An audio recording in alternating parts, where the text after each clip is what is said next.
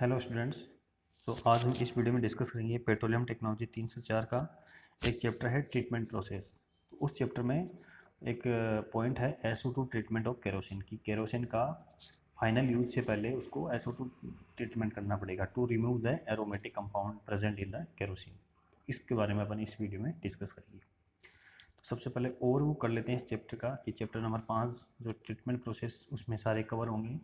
उसमें 5 प्रकार के ट्रीटमेंट प्रोसेस दे रखे हैं, उसमें से पहला अपन इस वीडियो में डिस्कस करेंगे। तो सबसे पहले है इस चैप्टर में क्या है, ओवरव्यू क्या है इस चैप्टर का, वो है कि पेट्रोलियम रिफाइनरी से प्राप्त प्रोडक्ट कौन कौन से जो प्रोडक्ट प्राप्त होते हैं मेरे को क्रूड ऑयल के डिस्टिलेशन से, जैसे केरोसिन हो गया, गैसोलीन हो गया। तो गैसोलीन बोल दो या पेट्रोल बोल दो, एक ही बात है। जेट फ्यूल जो विमानों में अपन यूज करते हैं, डीजल है, लुब्रिकेटिंग ऑयल है, जो भी पेट्रोलियम रिफाइनरी से प्राप्त प्रोडक्ट हैं, उनमें उनमें उपस्थित अशुद्धियों जैसे सल्फर, नाइट्रोजन, डिजोल, मेटल, अकार्बनिक लवणों को दूर करने के लिए विभिन्न प्रकार के ट्रीटमेंट प्रोसेस काम में लिए जाते हैं। तो ये प्रोसेस क्या है कि जो भी इन प्रोडक्ट में जो भी अशुद्धियाँ उनको दूर करना है, इस प्रोसेस में अपन यही करेंगे इस चैप्टर में।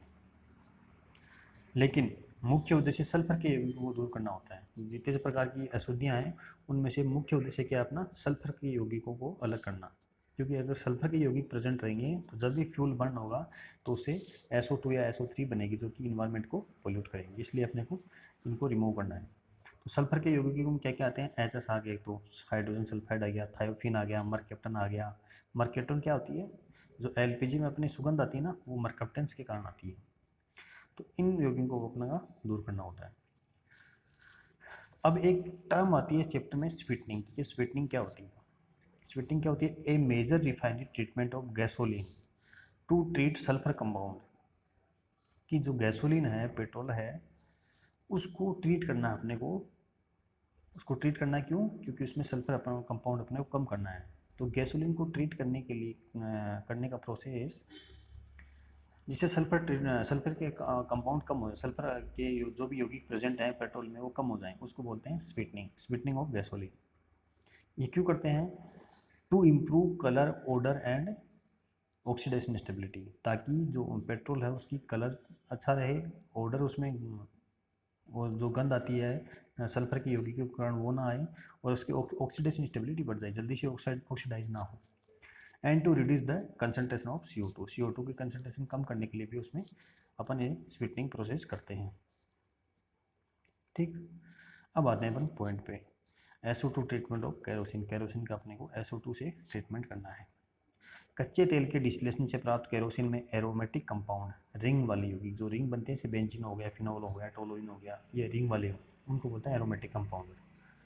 कच्चे तेल के डिस्टिलेशन से प्राप्त केरोसिन में एरोमेटिक कंपाउंड को कम करने के लिए केरोसिन का SO2 ट्रीटमेंट किया था। क्या पर्पज़ है अपने को SO2 ट्रीटमेंट क्यों करें केरोसिन का? क्योंकि उसमें से अपने को एरोमेटिक कंपाउंड दूर करने हैं। ठीक, केरोसिन में प्रेजेंट एरोमेटिक कंपाउंड को दूर करने के लिए अपन SO2 ट्रीटमेंट करते हैं, किसका? केरोसिन का। अब क्यों क्यों रिमूव कर रहे हैं अपन एरोमेटिक कंपाउंड? वो इसलिए क्योंकि क्योंकि अगर केरोसिन में एरोमेटिक कंपाउंड ज़्यादा मात्रा में उपस्थित रहेंगे तो जब केरोसिन को जलाएंगे तो उससे ज़्यादा धुआं बनेगा। क्यों क्यों कर रहे हैं एरोमेटिक कंपाउंड? क्योंकि अगर एरोमेटिक कंपाउंड केरोसिन में ज़्यादा रहेंगे तो जब केरोसिन को जलाएंगे तो उसमें ज़्यादा धुआं बनेगा। ज़्यादा धुआं बनेगा मतलब हम कह सकते हैं कि ज़्यादा धुआं देने वाला केरोसिन की क्वालिटी कम है, कम क्वालिटी का उसकी क्वालिटी डाउन है, अच्छी क्वालिटी का केरोसिन नहीं है, और उसमें ज़्यादा एरोमेटिक कंपाउंड प्रेजेंट है। ज़्यादा धुआं बन रहा है मतलब ज़्यादा उसमें एरोमेटिक कंपाउंड है, और इस प्रकार की केरोसिन का स्मोक पॉइंट भी कम होता है। हमने पढ़ा था कि स्मोक पॉइंट अगर ज़्यादा एरोमेटिक कंपाउंड केरोसिन में प्रेजेंट है तो उसका स्मोक पॉइंट भी कम होता है। अब स्मोक पॉइंट क्या होता है? केरोसिन को जलाने पर ज्वाला बनती है केरोसिन के जलने पर, उसकी मिलीमीटर में, में वह अधिकतम हाइट जो बिना धुएं के प्राप्त होती है, स्मोक पॉइंट कहलाता है। केरोसिन को जलाया अपन ने, उसकी जो फ्लेम बनती है, फ्लेम उसकी मैक्सिमम हाइट, कि किस हाइट तक वो बिना धुआं के जलता है। समझ गए? केरोसिन जब ज्वाला होती है उसकी मिलीमीटर में कितनी हाइट तक वो बिना धुआं के जलता है, उस हाइट से ऊपर उसमें धुआं बनने लग गया। तो जितनी जितनी ज़्यादा उसकी में हाइट होगी उतना उसका स्मोक पॉइंट ज़्यादा होगा। ये डायग्राम दे रखा है कि ज्वाला है, उसकी जो एच हाइट है वहाँ तक वो बिना धुएं के चलता है, एच से ऊपर वो धुआं बनाने लग गया। तो एच जो हाइट है मिलीमीटर में होगी क्या, उसकी स्मोक पॉइंट ऑफ केरोसिन। अतः है केरोसिन का स्मोक पॉइंट बढ़ाने के लिए केरोसिन में उपस्थित एरोमेटिक कंपाउंड को लिक्विड SO2 से में एक्सट्रैक्ट करके रिमूव किया जाता है। तो इसलिए अपन क्या करते हैं, केरोसिन का स्मोक पॉइंट बढ़ाने के लिए उसमें जो भी एरोमेटिक कंपाउंड है उनको दूर करते हैं।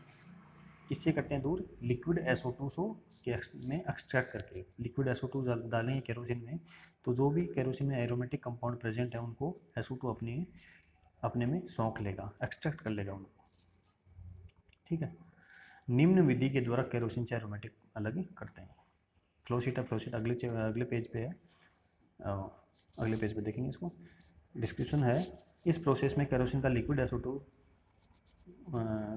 इस प्रोसेस में केरोसिन तथा लिक्विड SO2 को एक एक्सट्रैक्टर में काउंटर करंट फ्लो कराया जाता है। एक एक्सट्रैक्टर होता है जिसमें केरोसिन और लिक्विड SO2 को कॉन्टैक्ट में लाया जाता है, जिससे दोनों के बीच में मास का ट्रांसफर होगा। ठीक, अब आगे देखो फ्लोशीट। ये अपनी फ्लोशीट है, पहले फ्लोशीट को समझ लेते हैं। ये देखो, सबसे पहले देखो एक एक्सट्रैक्टर लगा होता है, एक्सट्रैक्टर उसमें सारा है kerosene as a charge stock. Charge stock मतलब उसमें फीड क्या है, चार्ज स्टोक के रूप में अपन केरोसिन दे रहे हैं उसमें, जिसमें से अपने को एरोमेटिक कंपाउंड अलग करने हैं। ये जो केरोसिन है उसमें से अपने को एरोमेटिक कंपाउंड अलग करने हैं। और ऊपर से आ रही है लिक्विड SO2 स्टोरेज, वहाँ पे लिक्विड फॉर्म में SO2 स्टोरेज रहता है किस टेम्परेचर पे, -10 डिग्री पे। ठीक है, तो एक्सट्रैक्टर में इनलेट क्या क्या है, लिक्विड SO2 और केरोसिन, इन दोनों की यहाँ पे रिएक्शन होगी। इन दोनों की रिएक्शन नहीं होगी, यहाँ पे मास का ट्रांसफर होगा from kerosene to SO2। Kerosene जो भी एरोमेटिक कंपाउंड प्रेजेंट है वो जाएंगे SO2 में।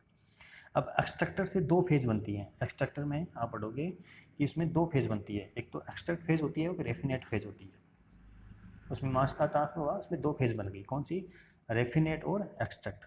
अब एक्सट्रैक्ट फेज है, उसमें क्या क्या रहता है, SO2 plus aromatic compound.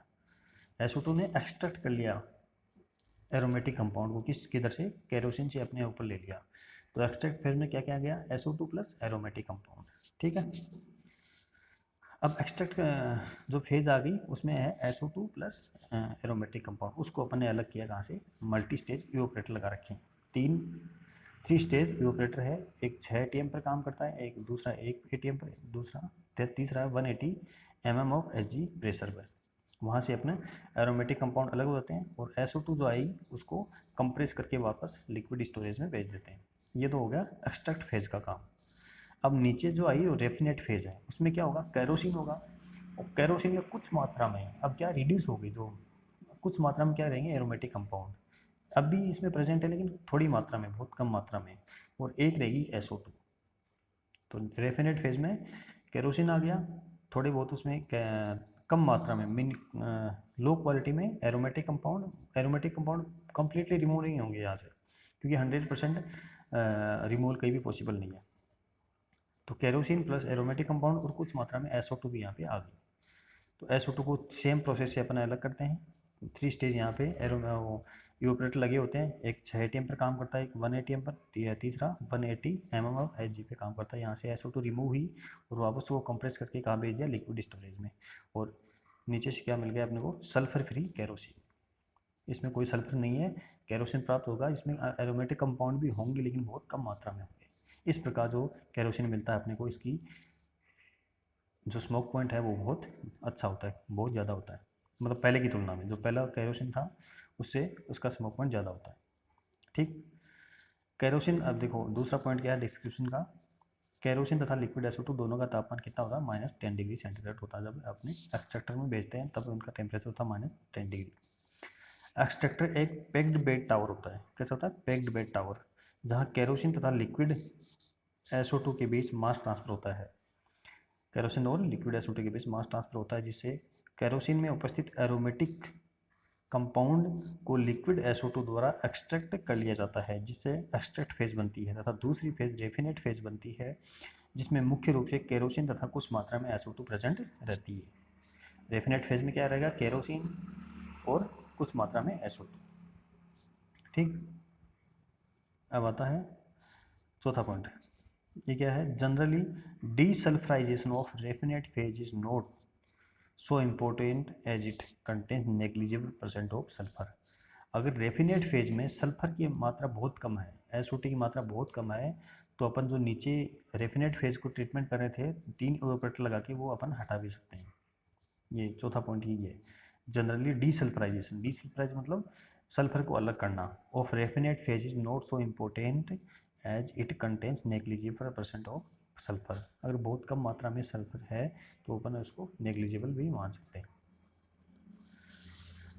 Extract phase को मल्टीपल इफेक्ट इवेपोरेटर से गुजारा जाता है, जहाँ से एरोमेटिक कंपाउंड को अलग कर लिया जाता है, SO2 को रिसाइकिल कर देते हैं। एक्सट्रैक्ट फेज आई, उसमें दो तरह के केमिकल हैं, SO2 प्लस एरोमेटिक। अब वहाँ से अपने मल्टी इफेक्ट इवेपोरेटर में आए, वहाँ से SO2 अलग हुई और एरोमेटिक कंपाउंड अलग हो गए। SO2 को वापस रिसाइकिल कर दिया और एरोमेटिक वाइज प्रोडक्ट अपन साइड प्रोडक्ट अपन ने रिमूव कर लिया। इसी प्रकार रेफिनेट फेज से भी प्राप्त SO2 को कंप्रेस करके रिसाइकिल कर देते हैं, तथा थर्ड इफेक्ट इवेपोरेटर के बॉटम से जो करेक्शन प्राप्त है उसमें एरोमेटिक कंपाउंड की मात्रा बहुत कम होती है। अभी भी एरोमेटिक कंपाउंड हैं उसमें, जो केरोसिन अपने फाइनल प्रोडक्ट के रूप में प्राप्त हुआ है, लेकिन बहुत कम मात्रा में हुए, जिससे इस केरोसिन का स्मोक पॉइंट बढ़ जाता है। इस प्रोसेस को क्या कहते हैं? इडेलेनो प्रोसेस भी कहते हैं। इस प्रोसेस को इडेलेनो प्रोसेस भी कहते हैं। ठीक, तो ये हो गया SO2 treatment of kerosene. Kerosene का SO2 ट्रीटमेंट कैसे करते हैं, किस प्रोसेस से करते हैं और क्यों करते हैं? क्योंकि उसका स्मोक पॉइंट अपने को बढ़ाना होता है उसका, केरोसिन का।